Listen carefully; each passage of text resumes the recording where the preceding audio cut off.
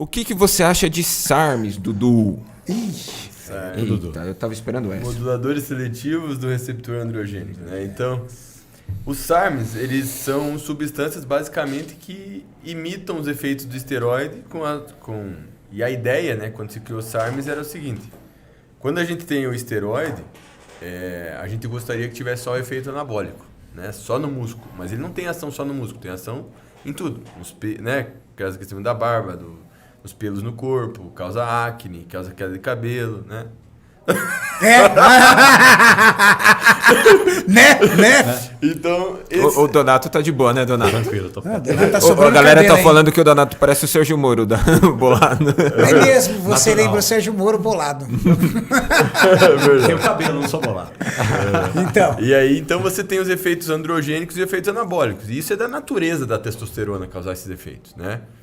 Então, quando se criou os primeiros esteroides, a ideia era tentar diminuir o efeito androgênico e potencializar o anabólico.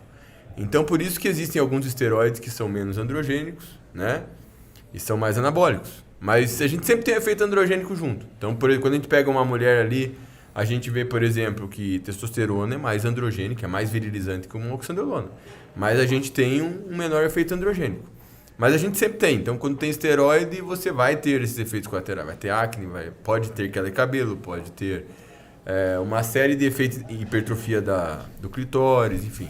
Então, quando se criou o SARMs, a ideia é: será que a gente não consegue criar uma droga que tenha só efeito anabólico e não tem esse efeito androgênico? Porque essa ideia vem dos SERMs, né?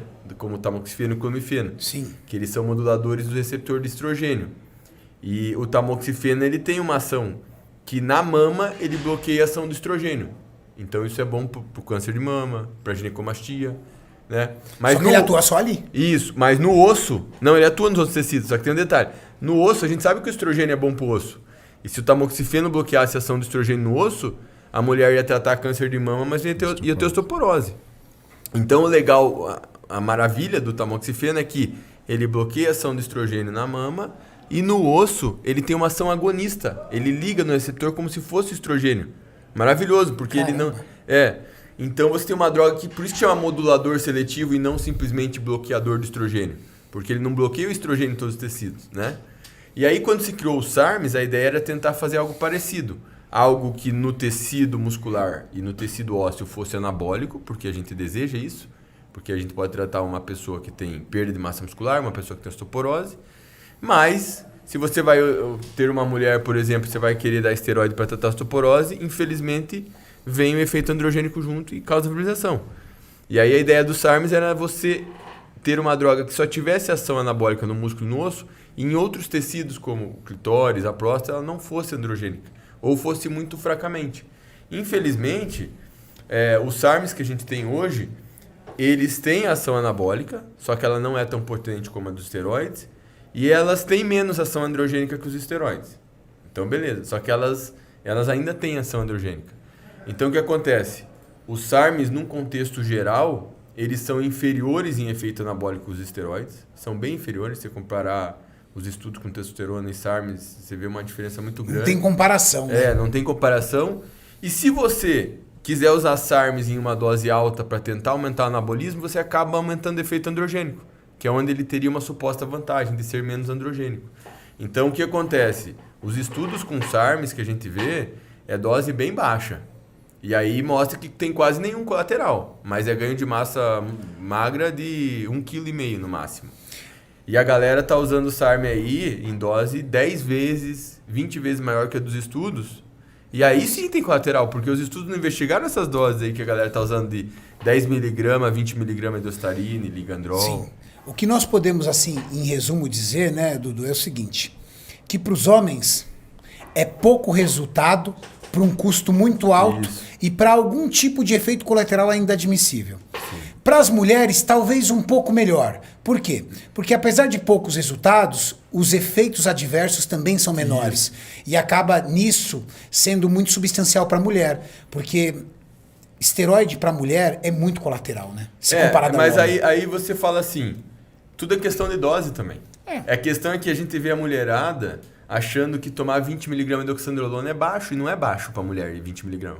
Para homem pode não ser alto 20 mg de oxandrolona, mas para mulher é alto, né?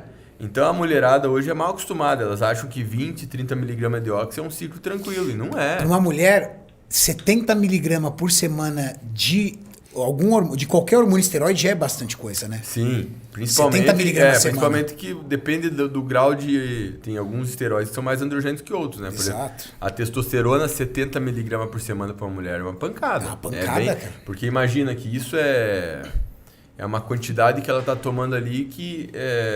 Imagina, o homem produz 100... Isso, exato. O homem produz mais ou menos 50 a 70 miligramas de testo por semana. Aí, ó, é o a que o homem mulher, produz. A mulher produz 7, 10. no máximo 5. 5. Olha, 5. Nossa. Olha lá. Então, se a mulher tomar isso, ela tá... 10 vezes o que ela o que produz. tomar isso é um transexual, né? Transexual mulher para homem. Porque aí ele vai querer ter o corpo androgenizado, masculinizado. Então ele vai usar a testosterona para essa finalidade. Ele quer virilizar. Né? Uma mulher que usa 70 miligramas, ela está usando a dose de uma mulher transexual, por exemplo. Mais ou menos. Caramba. Geralmente transexual vai usar até um pouco mais, mas com o tempo, né? Às vezes nos primeiras semanas, nos primeiros meses não viriliza tanto, mas o tempo de uso vai agravando a virilização. E às vezes a pessoa não percebe, né?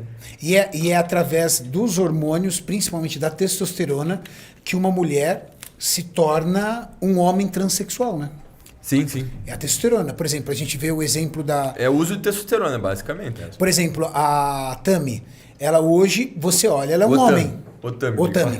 Perdão, o Tami. O Tami ele é um homem. A transformação veio através do hormônio da testosterona. Isso, exatamente. Basicamente isso. Não teve outra transformação, né? Basicamente é tomando testosterona. Olha como o corpo é incrível, né? Uma molécula é capaz de transformar você de uma mulher num homem. Já o homem não tem essa mesma facilidade, né? Dá pra fazer também, né? O contrário. Você tem, mas pelo que pouco que eu estudei isso, a terapia é um pouco mais complexa, porque você primeiro tem que, no caso do homem, você tem que baixar a testosterona dele usando, por exemplo, um antiandrogênico, como a espironolactona, em dose alta. Aí você baixa a testosterona dele para diminuir a androgenização. Barba, e aí depois pelo. você entra com o estrogênio no homem para ele... É isso mesmo. Você vai diminuir a androgenização. Por quê? Quais são as características da testosterona quando a gente olha o homem? Barba, pelos no corpo com uma distribuição. Face mais grossa, né? Linha mais grossa. A quantidade de massa muscular, a voz. Né? A voz mais grave. Então, tudo isso é característica da testosterona. E a mulher não tem isso justamente por ter baixa testo. Sim. Por ter a testo baixa. Quando você aumenta a quantidade de hormônio androgênio, de testosterona na mulher, você vai acabar adquirindo essas características gradativamente. Não é de uma hora para outra, mas... E isso, né, é um desequilíbrio muito grande. Por exemplo, o homem que resolve se tornar um transexual, imagina o desequilíbrio hormonal que ele tem, por exemplo, como libido e outras coisas, suprimindo totalmente o hormônio androgênico e elevando absurdamente o hormônio estrogênio, né?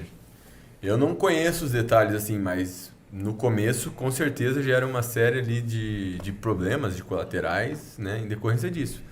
Mas a gente entende ali que a pessoa é um desejo acha que dele, é um desejo dele, né? Então... Sim, mas é interessante, né? Como o homem e a mulher são definidos praticamente por 2 hormônios, estradiol e testosterona, cara. É incrível isso. E é uma relação entre eles, né? Não é só um, só outro. Não, tem que ter os dois, numa relação, né? Sim.